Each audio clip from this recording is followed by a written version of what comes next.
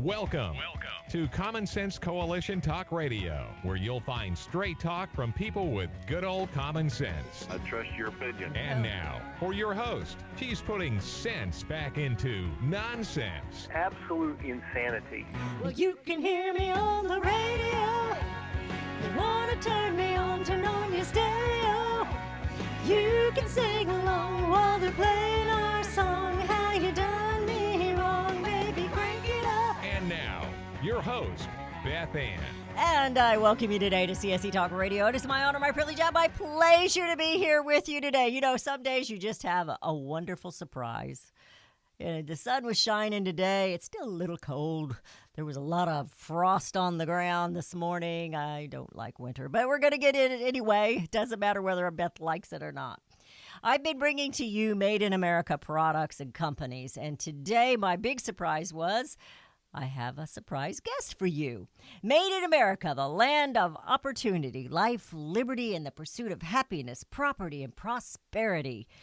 Americans love success stories. We love romance and happy endings.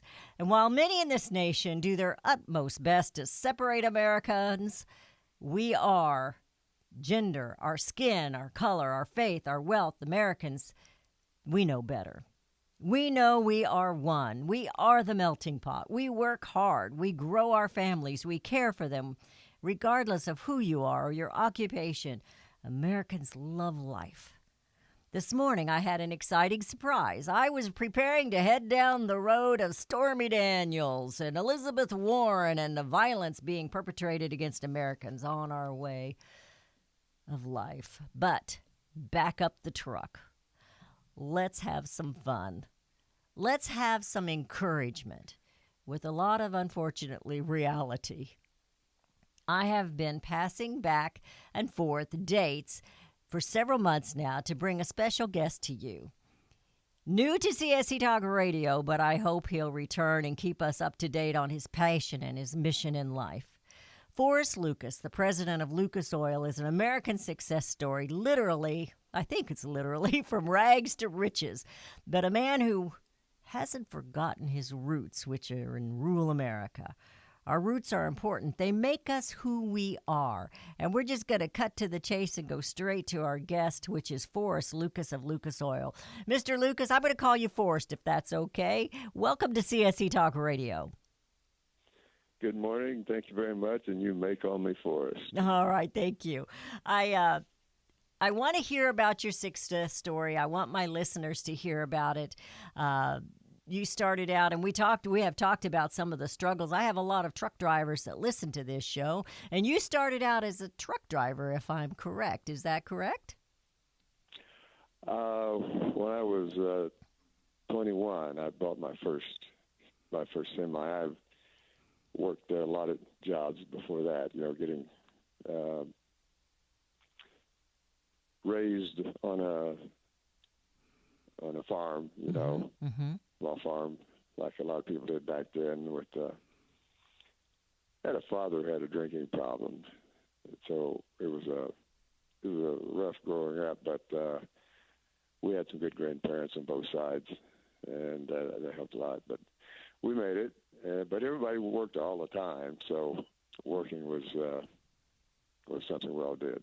We lived out of the gardens and canned everything, and had cows to milk, and the canning and the working in the garden and the canning seems to be a lost art that's coming back. I did some of that. I grew up in the city and then married a farmer, and now he's in construction, and we've kind of bounced back and forth because life has dealt us a few corners that we've had to turn. We lost a home in a fire and had to start all over again with 4 children, and I was 8 months expecting my 5th son.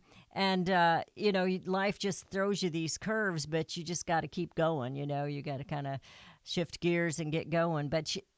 But I have some sons now that are into this gardening, and they're wanting to freeze and can, and they're trying to do it all the natural way. They don't want to use any of the herbicides or anything on their gardens. And so when you talk about that, it really takes me back. But it's something that I'm excited that my kids are realizing the importance of that.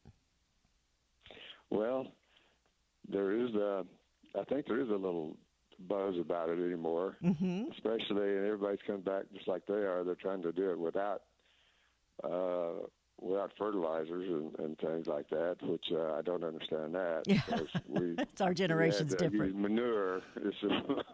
Fertilizer back then, and the corn. I think the corn field was the only one that got any fertilizer, but everything else was manure. Now, when you were on the farm as a kid, was it everything? Was it crop and cattle and hogs, or chickens, or was it one or the other? Or well, most everybody had a big garden. Mm-hmm. The garden was a big deal because in the summertime you ate tomatoes was the first thing that came off, and that was the best. And then the sweet corn. But then we had to can a lot of stuff, and that was always a lot of work: tomatoes and green beans and pickles and beets and carrots and all those things that we lived on through the winter. With just you put your potatoes up, and you had to put them in a cellar of some kind. That's why the cellars were there. They had cave temperatures, which is usually around 50, 60 degrees. So, and then you put your canned food up there, and most people don't realize it, but the idea behind canning is you can it, you put it in there, and then you have to cook it at a temperature that kills all the bugs in it. Right. And once it's sealed up no new bugs can get in it, and it can stay forever. That's what your canned food is when you get it out of the store. It's been done the same way. But it was rough, and I had to work out. By the time I was 12, I showed cattle for a living. Okay. And that was my summer job, and then taking care of cattle other times after school. But my mother was adamant that I get a good high school education, which I did. But when I was 15, I got a chance to move to another town, work for another guy on another ranch for the summer. But after I was there, I showed his cattle all summer, all over the state, 2 or 3 states. He asked me if I'd stay on and take care of them, which I did, which took one mouth away from, didn't have to be fed up there, although it broke my mother's heart. Right. But I had a good, I had a car. I bought my first car when I was 14. So I had a real good school down here in Harrison County. And in the wintertime, I had to get up at like 4 o'clock in the morning and take care of the cattle, and breaking ice on the frozen ponds was always a real time thing. A lot of hay. And I remember some of those stories. I didn't have to do any of that, but my husband did. He grew up on the farm, so. Right, exactly. So that was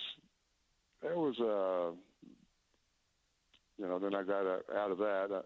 When I got out of high school, I had to get a better job, so I ended up, 3 or 4 jobs, and finally ended up with a factory job at night. And then I worked whatever I could work during the daytime and saved my money. And when I was 21, I bought my first semi.